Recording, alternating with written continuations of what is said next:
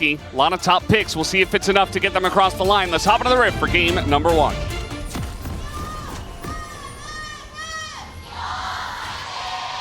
소환사의 협곡에 오신 것을 환영합니다.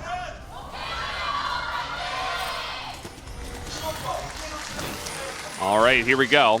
Oh, well, that's a spear to get us started. And we'll see how this does continue. Polbay just going to back out of here. I think actually getting a good chunk here early on against Guma. We'll see what Youngjae's pathing is going to be. Also do note that Polbay was able to just get it back in, so nothing too much of note happening here. With Brion, you can always go for delayed invades. His level 1 is one of the best in the game with his passive, but doesn't look like that's actually going to be the case.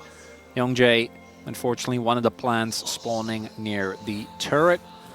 And not ideal.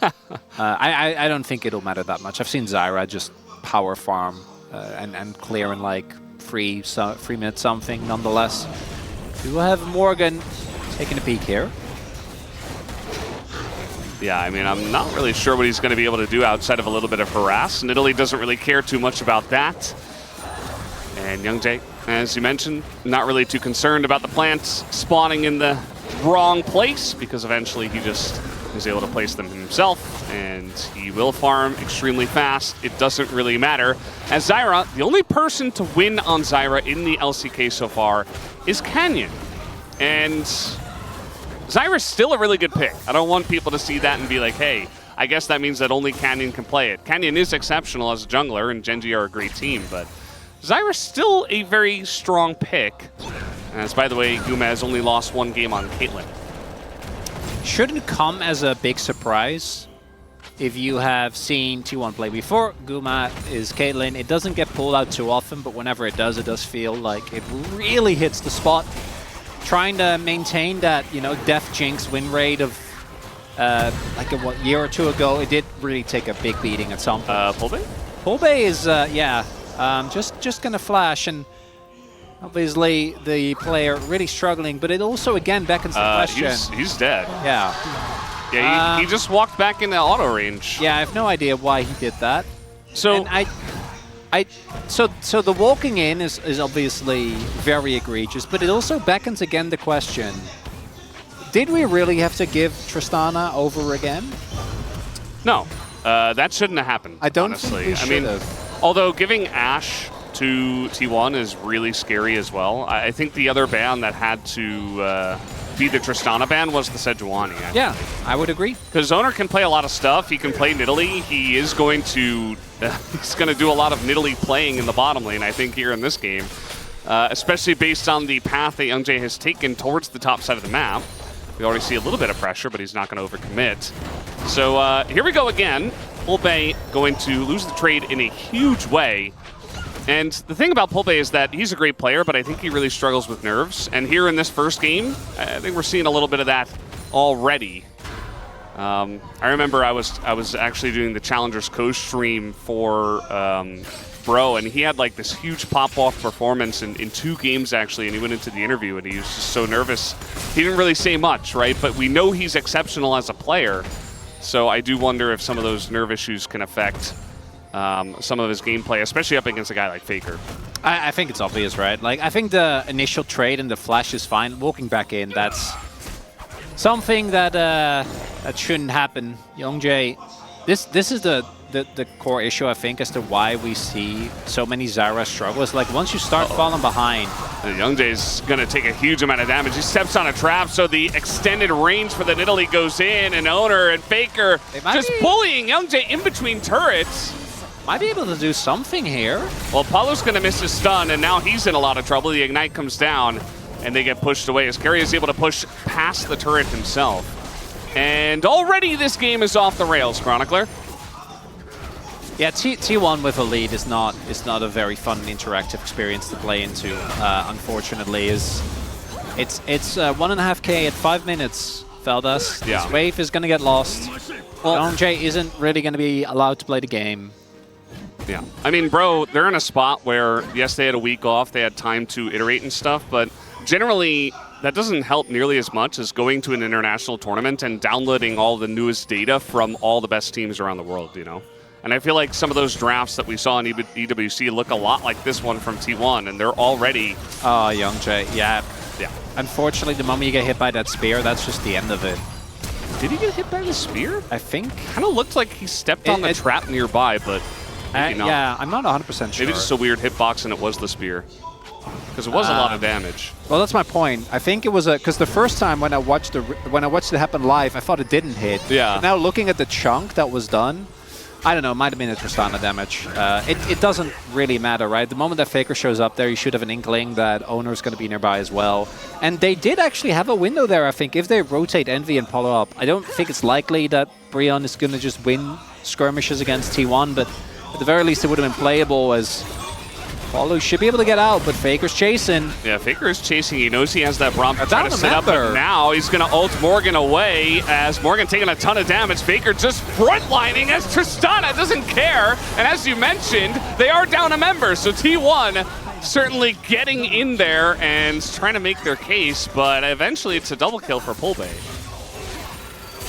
I gotta say, Morgan actually with a great roam there. The reason why that play works is just because they're up a good amount of people. Really digs Pulbay out of the hole that he was in as well. Like, these kills are really, really big because otherwise the lane would have been like truly completely unplayable. It's still not in a good spot, don't get me wrong. Faker is still up a kill, which kind of offsets the CS lead.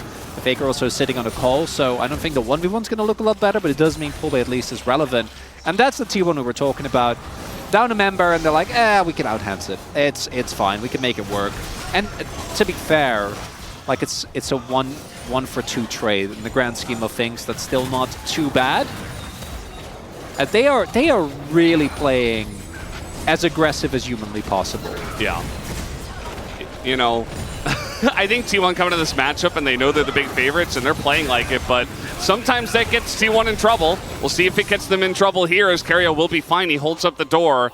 As Owner, he's level 6. He's putting on a lot of pressure just by himself. As yes, the engage came in, but the follow-up was not quite there for Bro. Meanwhile, we have this 1v1 in the bot lane, which Guma is absolutely stomping. We hadn't really talked about this yet because there was a lot more pressing matters on the map. Yeah, Guma is up a large amount of gold. Like a large amount of gold. And I don't How large, Crown? Yeah, well, very large, Valdes. Caught me off guard at the very least. And I think that as long as Envy is in that isolated 1v1 and Kerio is just roaming around the map, you're gonna look to simultaneously get your own jungler ahead. As yeah, that's... Oh, he got it! He actually got it, but he's also going to get his death here. You're not getting away from this Nidalee that has flash, as the root does come in. And no! Not the disengage cone, please! It's a disengage cone. Oh, despair! Oh, no, he's going to get away. Why is that cone there? Just to save his life for no reason. Shouldn't exist. Well, it was a nice play from Owner anyway. To the dismay of Brendan Valdes, Youngjae makes it out. As a jungler, I'm like, oh god, he didn't get killed by Nidalee. I'm not too sad. I think Youngjae is struggling enough as is. But he still got the rep buff, you know? Owner flashed, which I think Owner's play was great there. Obviously just shy of lacking the damage. Actually, if he got the rep buff, that might have been enough to be able to get the kill with the extra debuff and the fact that Youngjae wouldn't be healing. So do take a look at the CS per minute here. That's the one thing that Morgan did have to give up. I think with that roam did fall about a wave behind as to enable the rest of his team. But the game state really isn't that bad. That doesn't mean that much, but it's nice. It's not good, but it's not that bad. It's not that bad, Val. Could be worse. And that's a win for Brion. Yeah. Because the 1.5K that they were behind at 5 minutes, that's still kind of the same. That's where we're at. It hasn't gotten worse, and I think that's a win. It is. It actually is. You know, jokes aside, I think that T1 have really been trying hard to continue with their lead and put on as much pressure as possible. But at the end of the day, Bro have been able to stabilize a little bit, and, you know, they're still behind, but they're not getting farther behind, which is really the main key thing here. I think that double kill over to Pulbay is going to be extremely helpful for keeping them at least in parity with what Faker might be able to do. But we do know what Tristana can do anyway. As Guma, meanwhile, up 24 CS, is still by himself down on the bottom side. As Faker just going to jump away from that one. I feel like the zoom in is like Jonas Strong expecting Faker to jump in. Because sometimes he just does that. Like flash ult, ball bait. Yeah. I wouldn't have surprised me, especially with how Faker has played the Tristana. Really, even going back to like MSI, there was a lot of Faker just being like, no, I'd win. And then he doesn't, but he just keeps going for it. Just keeps going in. As Morgan, this is Poppy, notoriously hard to dive, but I do think that they have the tools. He does have his ult. He is going to knock the Nidalee away, and that should be enough. Well, he's still going to lose the turret. Yeah. So it's something. They got grubs. 5 grubs. Not bad. It's going to deny it from Tristana, which I feel like is the biggest thing. But at the end of the day, now they're trying to dive onto Zeus, even a TP, and there's 4 people here against Cassante. Surely they just kill him, right? As a lot of damage is going into Youngjae and Paulo, and now Owner is here. Zeus still alive, as the damage will eventually take him down, but Owner is just feasting on the members of Bro that are behind this turret. As Faker is here as well, a jump over the top. Faker looking for another kill as an ult goes into the Poppy, and now Faker's jumping in again. And Envy here by himself has to flash away. Very nice ult himself, nearly takes off Faker's head, but is not going to be able to. At least he gets away alive. Meanwhile, Guma continues playing League of Legends. He's actually playing Swarm, the new game mode where you just PvE. Very interesting stuff here from Guma. That was a bit of, I know that they ended up getting the kill, but that was a bit of a disaster of a dive, unfortunately, for Brion. Ariel, what are you doing? It's fine, he's Braum, he doesn't care. I guess he's holding the wave. Yeah, that makes sense. And Polbe thinks he can kill him. That's not going to happen, so he's just going to flash away. It's fine, he is Valkyrie. Yeah. So that top dive was, they weren't able to actually chain the CC, which is hard against the Cassante, to be fair. When we take another look, Zeus actually lived for so much longer, and reinforcements are very much on the way. So he doesn't get hit by the root. Then Morgan knocks him into the wall, but also knocks him out of the Zyra ult. And then as a result, Morgan takes like 2 extra turret shots, and it ends up being a bit of a dust. This was really cute from Faker here, jumping over already, knowing that he would get the reset, and then having the extra damage available.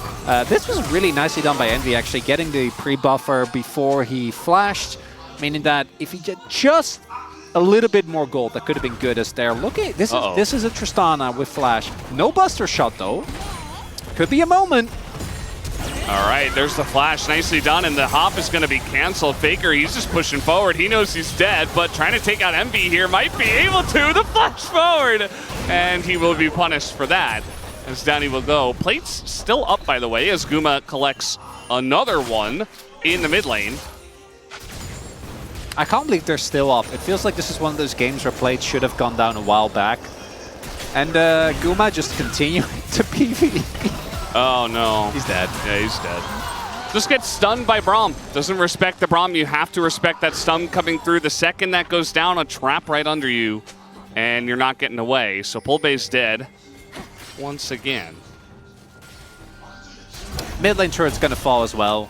I think Guma's goal was to get as many plates as possible. Maybe he watched Games Done Quick, you know, last week. He's trying to get the speed running. It's on replay now, by the way. Yeah, he's not. What's going on here? He's just going to kill the Ezreal, as there was so much damage done to him by Guma that Zeus was like, yeah, I guess I just kill him. You know what's the worst? Look at that! Yeah. The worst part for me about this is that even with everything that's happened in this game, I feel like T1 is legitimately just looking at us like, guys, come on, I wanna get through this. We gotta get those turrets down as soon as we can. It's a day at work. It really is. Than, They're playing with reckless abandon. Here, Faker trying to get the flash in to get that final order, which I don't even think would have been enough. But it's, as we said, Faker just going very ham. And here, Poolbay. Just the moment you get stunned, even without Nidalee Trap, I'm pretty sure he would have ended up dying. But, or without the Nidalee Spear, rather, after the trap comes through. Yeah. They're just, Brion just can't do anything. It just feels so futile. Yeah. Valdez, they're 8k down. There's not a lot of finesse in this game either. I feel like T1, you know, they're not using the scalpel in this one. They're using the giant sledgehammer. And they're just kind of swinging it in giant arcs towards Bro. And you know what? It's working. It's getting the damage down. There are a couple of Drakes that did go to Bro, but you know, Cloud Soul coming through, and T1 are still 8,000 gold ahead nearly. So at the end of the day, I don't think they're going to be stacking up many more Drakes in this game, let's say. Both inners are gone on the side lanes, Valdez. We're 15 minutes in. They don't have inners. That's not okay. That's, oh, man. Yeah. It's not okay. Well, now we're TPing behind Polbey, who didn't realize that there was a ward there. Now, TPs are coming in from Bro as the stun is going to hit. The spear is not going to hit as a massive Magnet Storm is going to get the front line of T1 as they will be punished for their happy gaming. Bro, get in there and clean up a couple of them. And what can they get off of this is really the main question. Oh, if this coincided with a Baron 4 minutes from now, that could have been a moment. If it coincides with another objective, but instead I think they're going to be happy. You know, they take a little bit of gold, but they're not getting the bounties. They're not really swinging the gold in a meaningful way. Just getting a couple of kills. Nicely done by Brion to get the reinforcement squad at the ready for Polbey, who looks like he has overstepped. Ends up not working out for T1. As we do see here, this is because there is no inner. They feel like they can go for plays like this, but there's not a whole lot of actual damage here. The spear from Owner doesn't actually hit. Nice cancel, like on the pullback there from Zeus, but they didn't have anyone that actually did a lot of damage. So Polbey makes it out. Nice reinforcements there from the rest of the team.